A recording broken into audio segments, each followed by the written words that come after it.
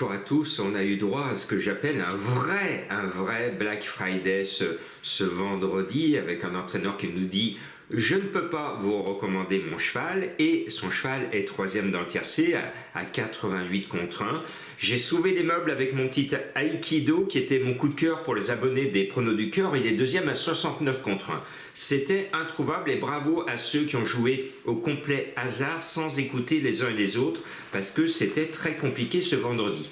Ça va être compliqué également ce samedi. Ne croyez pas, comme ce vendredi, que les 5 favoris de la presse vont composer la bonne arrivée. Pourtant, ce sont de bons chevaux. Des chevaux qu'on connaît bien, mais je sais pas, je sens qu'il y a quelque chose dans l'air ce samedi et ce n'est pas évident. Alors, je tente quand même de mettre un cheval qui me paraît trouver son meilleur engagement de l'hiver. C'est le 16 Edic Gemma avec Benjamin Rochard. On a vu que Benjamin, vendredi soir, il s'est donné à fond pour essayer d'amener son cheval à l'arrivée. Il n'y est pas parvenu, mais on a vu qu'il faisait des efforts. Je pense que Benjamin va faire les mêmes efforts dans ce quintet de samedi. Il est motivé. Bien. Je lui oppose un peu la tête et la queue. Le plus gros numéro appelle le plus petit. Le 16 appelle donc le 1 Hamilton du Ham. À mon sens, les deux se valent. Il y en a un qui est plus fortuné que l'autre. Mais le moins riche n'est pas moins bon. Donc ces deux chevaux me plaisent au plus haut point.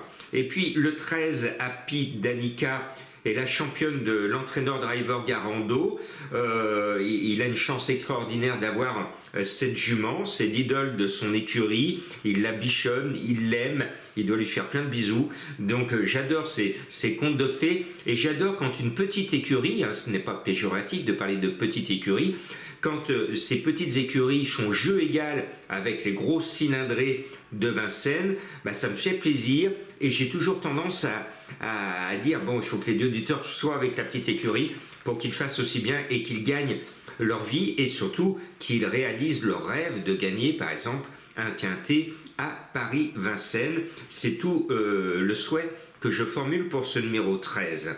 Ensuite, il y a Franck Nivard, j'ai bien fait de le mettre ce vendredi soir, deuxième à 69 contre 1. Dans la mesure du possible, je suis abonné à lui. Il nous met sa jument de quintet, le 2 Harmonista. On la connaît par cœur. Bon, la dernière fois, elle nous a fait une grosse bêtise, sanctionnée par messieurs les commissaires. Mais là, je la sens bien. Franck Nivard défend nos sous. On en profite. On met ce numéro 2. Et puis, je suis surpris du manque d'enthousiasme de certains de mes confrères sur le 6 Alicia Bella. Alicia Bella, je l'aime beaucoup. Je suis un fan de l'écurie Jean-Paul Marmion et j'adore la drive d'Antoine Viels. Elle est annoncée bizarrement 17 contre 1. Pour moi, Alicia Bella, c'est pratiquement une base dans le quintet. Ce numéro 6 me plaît beaucoup. Et puis le 15 Gold Derpet, tout comme Edic Gemma, mon favori, trouve son engagement de l'hiver avec Mathieu Abriva-Rosuki. Il ne devrait pas taper loin. Maintenant, à partir de maintenant, tout peut arriver et c'est là qu'il faut aller chercher les tocards. Alors pour aller chercher comme ce vendredi Aikido, pour vous mettre des cotes dans ma sélection, j'ai été obligé de faire un long choix pour enlever un favori. Alors me dites pas, je sais que certains adorent m'envoyer des messages en disant Jean-Marc, tu as oublié le 12 Aidé Darling. Eh ben non, je ne l'ai pas oublié. J'ai simplement pris le risque énorme d'enlever un favori de la presse parce que Aidé Darling, comme son entraîneur driver, je le préfère piste plate et pour faire rentrer mes tocards, je suis obligé de l'enlever. Mais le cheval a une première chance. Donc, mais j'ai envie de vous donner un ticket beaucoup plus spéculatif parce que je mette Aidé Darling ou pas, ça ne va pas changer sa cote qui va être à 6 contre 1. Maintenant, j'assume ce risque, vous n'êtes pas obligé de me suivre, mais je l'enlève pour faire rentrer qui? Pour faire rentrer une belle cote. Le 3 Fleuron d'Acadie est ma trouvaille. J'aime bien l'entraîneur Alexandre, l'un des rois du midi de la France. En plus, c'est les couleurs de Gilles Delacour que l'on connaît bien. Fleur d'Acadie, je ne pensais pas mettre ce cheval un jour sur mon ticket prono de quintet, mais l'animal m'a beaucoup plu la dernière fois. Il vient de se balader, il a un déclic. C'est un cheval très décevant, puis tout d'un coup, je ne sais pas quelle mouche l'a piqué.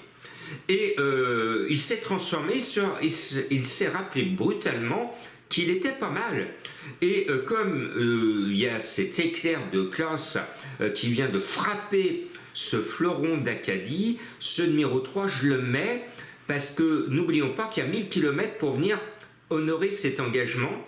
Donc charge à Alexandre et surtout à son driver ô combien habile de rembourser le prix, le plein pour faire l'aller-retour du Midi jusqu'à Paris. Je tente, vous avez vu ce vendredi soir, il fallait tenter des choses un peu spéculatives pour espérer gagner gros.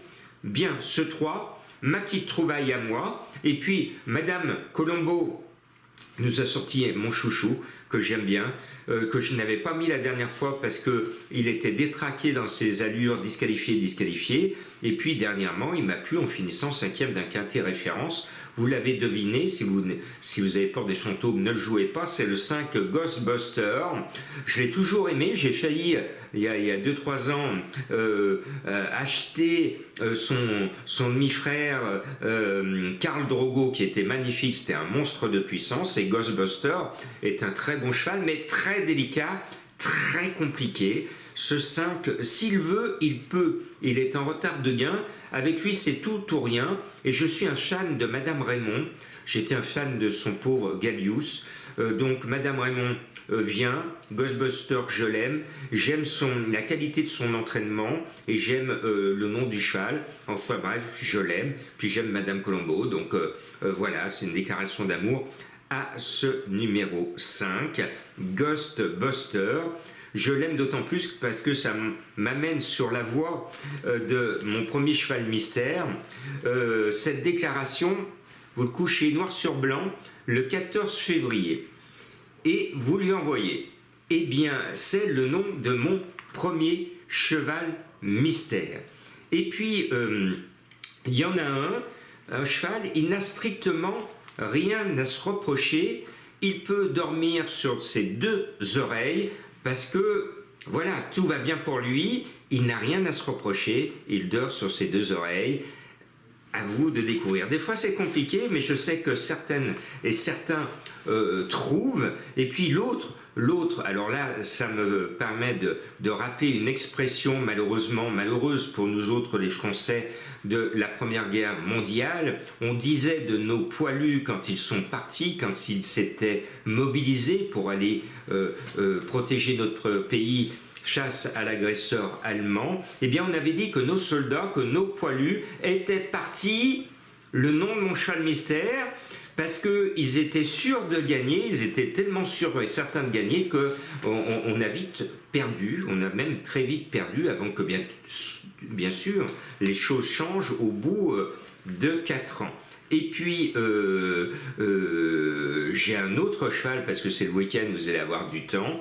Ce cheval me plaît bien parce que c'est comme au théâtre. Ce cheval rentre et il va rendre heureux tout le monde parce qu'il va être enthousiasme et très souriant. Il va hennir de plaisir et il va faire le nom sur scène et peut-être sur l'hippodrome. Et puis le dernier, vous voyez, parce que je sais que certaines et certains aiment mes énigmes du jour, donc j'en mets plein, c'est le contraire de non je le déteste. Là c'est facile, le contraire de non je le déteste, vous allez trouver le nom de ce cheval qui court ce samedi.